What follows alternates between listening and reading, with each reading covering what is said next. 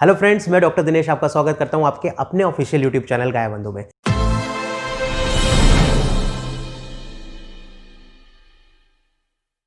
दोस्तों, हमारी जो साइकेट्रिक इलनेस की जो सीरीज़ चल रही है उसमें आज की जो कड़ी की मैं बात करूं तो बहुत ही इंपॉर्टेंट डिजीज़ और बहुत ही इंटरेस्टिंग, अगर आप उसको समझोगे तो उस पेशेंट को डायग्नोज भी कर पाओगे कि हाँ ऐसे ये परेशानी है। बात करूंगा OCD की, ऑब्सेसिव कंपल्सिव डिसऑर्डर।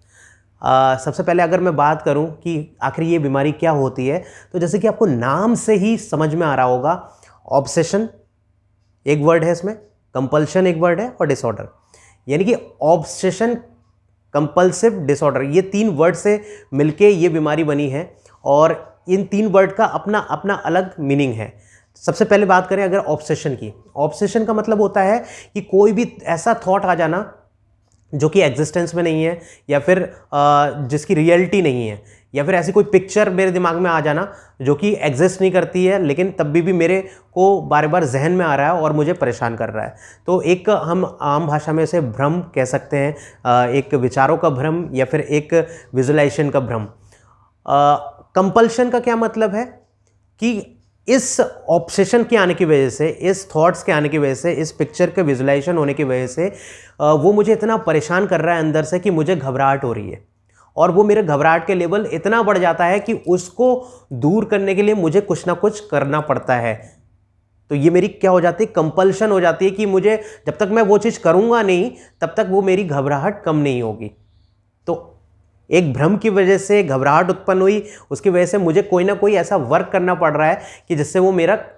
घबराहट खत्म हो रही है। तो ये एक तरीके का डिसऑर्डर है जिसको हम लोग OCD बोलते हैं। कुछ एक एग्जांपल्स मैं आपको दूंगा तो आपको समझ में आएगा। जैसे एक व्यक्ति है, एक पेशेंट है जिसके दिमाग में गंदगी की पिक्चर आ रही है कि ये पूरी जगह गंदी है या मेरे हाथ गंदे हैं, ये इस तरीके का थॉट या फिर इस तरीके की विजुलाइजेशन हो रही है। तो वो विजुलाइजेशन को या फिर थॉट को वो दबाने की बहुत कोशिश करता है, बट अगर वो उसका थॉट दब नहीं पाता और उसको घबराहट हो जाती है, और उस घबराहट को दूर करने के लिए अगर वो उस जगह की सफाई करने लगता है या फिर अपने हाथ को धोने लगता है और उसके बाद उसको थोड़ा रिलैक्सेशन होता है, तो ये इस तरीके का जो लक्षण आपको दिखाई दे रहा है सीरीज़ के रूप में, इसको OCD बोलते हैं। अमूमन भी कभी कभी हमें ऐसा होता है कि हमारे दिमाग में होता है कि यार ये जगह गंदी है, लेकिन वो अमूमन होना चाहिए। अगर वो चीज़ मेरे को रेगुलर हो रही है और मोर देन 2 वीक्स तक हो रही है तो वो OCD की श्रेणी में आता है। कुछ और एग्जांपल्स मैं बताऊं, जैसे लोगों को ये लगता है खाना बनाने के बाद वो आके बैठे, उनके दिमाग में ये रहता है बैक ऑफ द माइंड कि अरे कहीं गैस खुली ना रह गई हो, तो वो थोड़ी देर तक उससे सोचते हैं, विचारों को दबाने की कोशिश करते हैं कि नहीं नहीं मैंने बंद की है गैस, मुझे याद है। बट वो उनका एंग्जाइटी का लेवल इतना बढ़ जाता है, घबराहट का, कि जब तक वो जाके चेक नहीं करते हैं तब तक उन्हें रिलैक्सेशन नहीं होता है। इसी तरीके से बात करूं तो कुछ लोगों को रात में जब वो सोने जाते हैं तो वो उनके दिमाग में ये रहता है कि अरे ऐसा तो नहीं कहीं मैं ताला लगाना भूल गया हूँ। ये कभी कभी तो हो सकता है, लेकिन ये परसिस्ट करे अगर मोर देन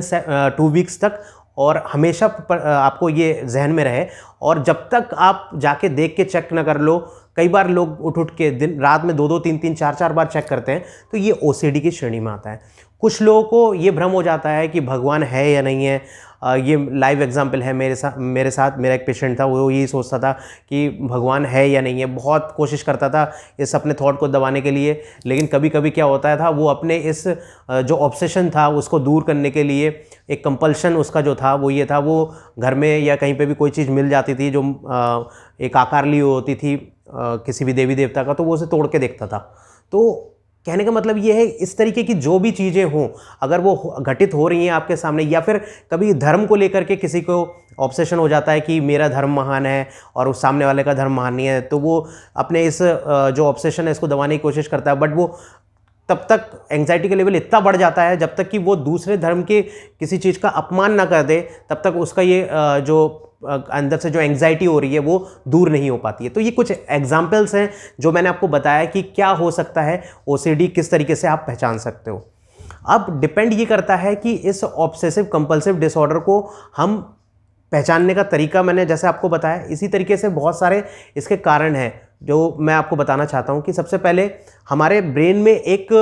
पाथवे चलता है जिसको हम न्यूरल पाथवे बोलते हैं। उस पाथवे में कुछ डिसफंक्शन आने की वजह से हमारा जो सेरोटोनिन का लेवल होता है वो कम हो जाता है, जिसके कारण ये प्रॉब्लम होने लगती है। अब अगर इस तरीके का कोई पेशेंट है ऑब्सेसिव कंपल्सिव डिसऑर्डर का। तो इसमें ट्रीटमेंट की अगर मैं बात करूं तो फिर से हम 2 पार्ट में इसको डिवाइड करेंगे कि सबसे पहले अगर पेशेंट बहुत क्रिटिकल कंडीशन में है तो पहले तो उसे मेडिसिन दीजिए, क्योंकि मेडिसिन से जैसे ही आप सेरोटोनिन के लेवल को बढ़ाते हैं वैसे ही पेशेंट थोड़ा स्टेबलाइज हो जाते हैं। हम इसमें क्या करते हैं, पेशेंट को साइकोथेरेपी की अगर मैं बात करूं, एक्सपोजर देते हैं। सपोज कीजिए अगर उसको गंदगी के विचार आ रहे हैं तो हम उसको ये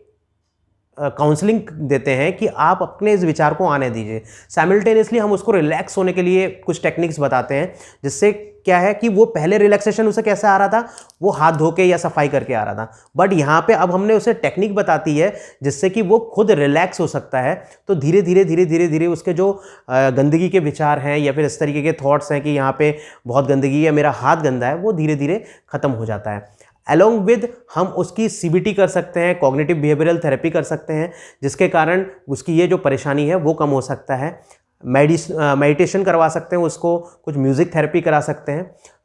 तो ये जो वीडियो है बहुत इंपॉर्टेंट हो जाता है कि हम ये समझें कि ओसीडी की प्रॉब्लम है क्या। और दोस्तों मैं बताना चाहता हूँ कि 2 to 3% ऑफ दी जो पेशेंट होते हैं वो ओसीडी के होते हैं, तो इसकी प्रिवलेंस भी आपको बहुत ज़्यादा मिल जाती है। तो ज़्यादा से ज़्यादा लोगों तक इस वीडियो को पहुंचाएं ताकि वो इस बीमारी के बारे में जान पाएं और किस तरीके से हम इसको डिस्टिंग्विश कर सकते हैं कि जो नॉर्मल हमारे जो थॉट्स आ रहे हैं उससे और एबनॉर्मल थॉट्स में कैसे ये कन्वर्ट हो जाता है, कितने दिनों के बाद कन्वर्ट होता है, ताकि हम डिस्टिंग्विश कर पाएं। Thank you friends.